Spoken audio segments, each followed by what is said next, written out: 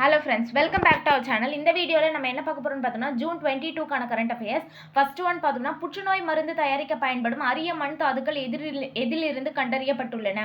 நிலக்கரி சாம்பல்ல இருந்து தான் புற்றுநோய் மருந்து தயாரிக்கக்கூடிய அரிய வகையான மண் தாதுக்கள் கண்டறியப்பட்டுள்ளன.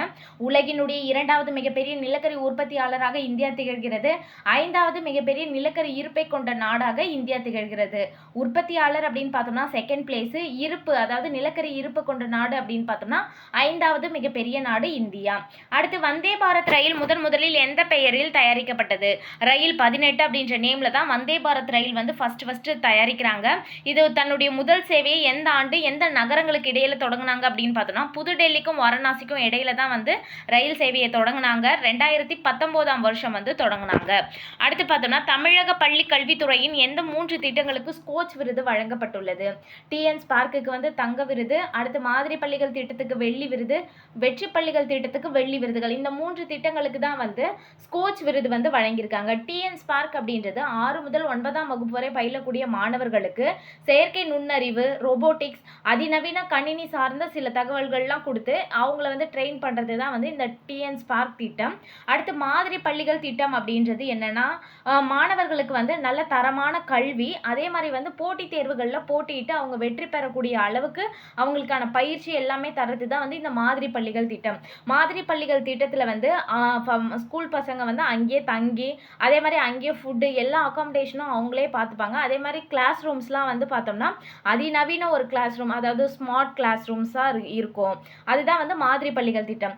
வெற்றி பள்ளிகள் திட்டம் அப்படின்றது இந்த ஜேஇஇ, நீட்டு, கிளாட்டு, என்ஐடி, ஐஐடி போன்ற காம்படிஷன் எக்ஸாம்ஸ்க்குலாம் வந்து கான்சென்ட்ரேட் பண்ணுறது தான் வந்து இந்த வெற்றி பள்ளிகள் திட்டம். வெற்றி பள்ளிகள் திட்டத்துக்கும் மாதிரி பள்ளிகள் திட்டத்துக்கும் என்ன டிஃப்ரென்ஸ் அப்படின்னு பார்த்தோம்னா வெற்றி பள்ளிகள் திட்டம் வந்து என்ஐடி, ஐஐடி, நீட், கிளாட் போன்ற தேசிய அளவிலான எக்ஸாம்ஸ்க்கு வந்து ஸ்டூடெண்ட்ஸை வந்து ப்ரிப்பேர் பண்ணிவிட்டு அவங்க வந்து அந்த எக்ஸாமில் பாஸ் பண்ணி முன்னணி காலேஜஸ், அதாவது வந்து கொஞ்சம் ப்ரிஃபரன்ஸான காலேஜஸ்லாம் சேர்றதுக்கு வந்து அவங்கள ட்ரெயின் பண்ணுறது தான் வந்து வெற்றி பள்ளிகள் திட்டம். வெற்றி பள்ளிகள் திட்டம்ன்றது வந்து 11th 12th ஸ்டூடெண்ட்ஸ்க்கு மட்டும் வந்து ட்ரெயின் பண்ணுறது. மாதிரி பள்ளிகள் திட்டம் அப்படின்றது வந்து பார்த்தோம்னா அங்கேயே வந்து ஃபுட்டு, அதே மாதிரி வந்து தங்கிக்கிறதுக்கான வசதி எல்லாத்தையுமே கொடுத்து அதே மாதிரி நல்ல ஒரு ஸ்மார்ட்டான கிளாஸ் ரூம், டிஜிட்டல் லெவலில் வந்து அவங்களுக்கான நாலேஜ் எல்லாத்தையுமே கெயின் பண்ணிவிட்டு அவங்களுக்கும் வந்து என்னென்ன எக்ஸாம்லாம் பார்த்தோம்னா ஜேஇஇ, நீட், என்ஐடி போன்ற எக்ஸாம்ஸ்லாம் வந்து எப்படி வந்து கிராக் பண்ணணும் அப்படின்றத வந்து சொல்லித்தரது தான் வந்து இந்த மாதிரி பள்ளிகள் திட்டம். இந்த 2 திட்டத்துக்கும் வந்து வெள்ளி அவார்டு வந்து கொடுத்துருக்காங்க. 200 T20 சர்வதேச கிரிக்கெட் போட்டிகளில் விளையாடி சாதனை படைத்துள்ளவர் யார் அப்படின்னு பார்த்தோம்னா இந்திய அணியினுடைய கேப்டன் ஹர்மன் பிரீத் கவுர் அப்படின்றவங்க தான் வந்து 200 T20 சர்வதேச கிரிக்கெட் போட்டிகளில் விளையாடி இருக்காங்க. இந்த மாதிரி ஒரு சாதனையை வந்து ஆடவர்கள் பிரிவில் கூட யாரும் இந்த சாதனை படைக்கல அப்படின்றத பற்றி சொல்லியிருக்காங்க. யார் அப்படின்னு பார்த்தோம்னா ஹர்மன் பிரீத் கவுர். அடுத்து 11 பந்துகளில் அரை சதம் அடித்து சாதனை படைத்துள்ளவர் யார்?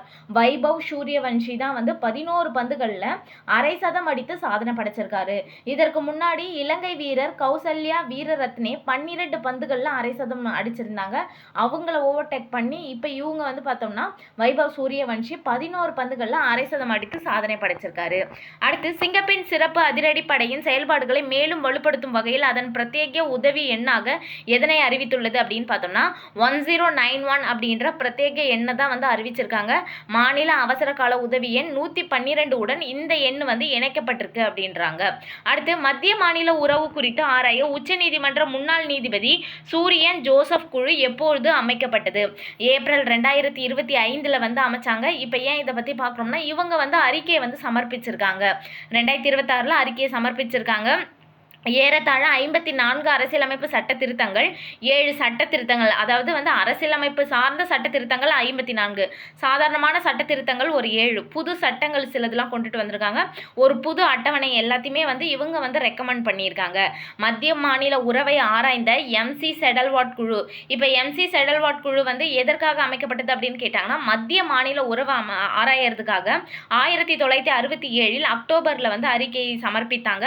இதனுடைய கடைசி உறுப்பினர் யாரு அப்படின்னு பார்த்தோம்னா காங்கிரஸ் கட்சியினுடைய கடைசி முதல்வராக இருந்த தமிழக முதல்வர் எம் பக்தவச்சலம் தான் வந்து பார்த்தோம்னா அக்குழுவினுடைய முதல் உறுப்பினராக, அதாவது எம்சி செடல்வாட் குழுவினுடைய முதல் உறுப்பினராக காங்கிரஸ் கட்சியினுடைய கடைசி உறுப்பினராக இருந்த தமிழக முதல்வர் எம் பக்தவச்சலம் தான் வந்து இதனுடைய முதல் உறுப்பினராக இருக்காரு. எம்சி செடல்வாட் குழு 1967ஆம் ஆண்டிலே தான் அமைக்கப்பட்டது.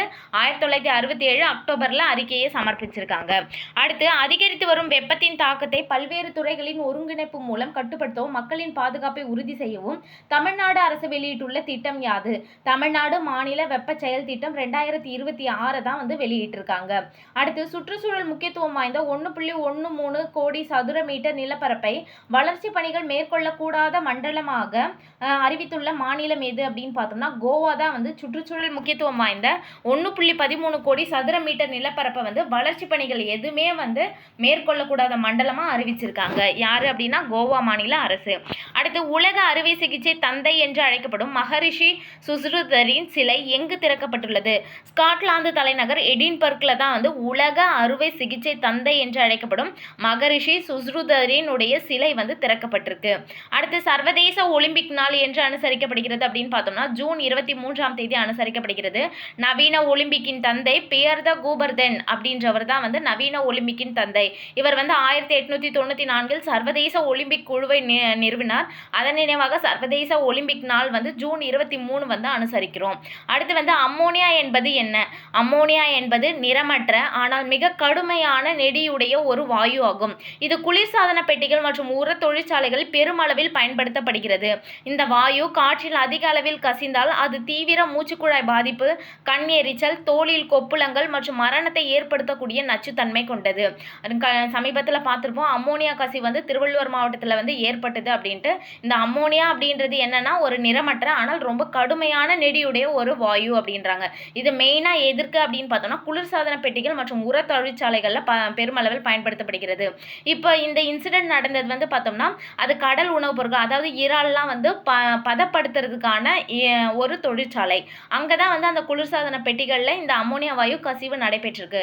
இந்த வாயு காற்றில் அதிக அளவில் கசிந்தால் அது தீவிர மூச்சுக்குழாய் பாதிப்பு, கண் எரிச்சல், தோலில் வந்து கொப்பளம் அல்லது மரணத்தை ஏற்படுத்தக்கூடிய நச்சுத்தன்மை வரைக்கும் கொண்டது அப்படின்ட்டு சொல்லியிருக்காங்க.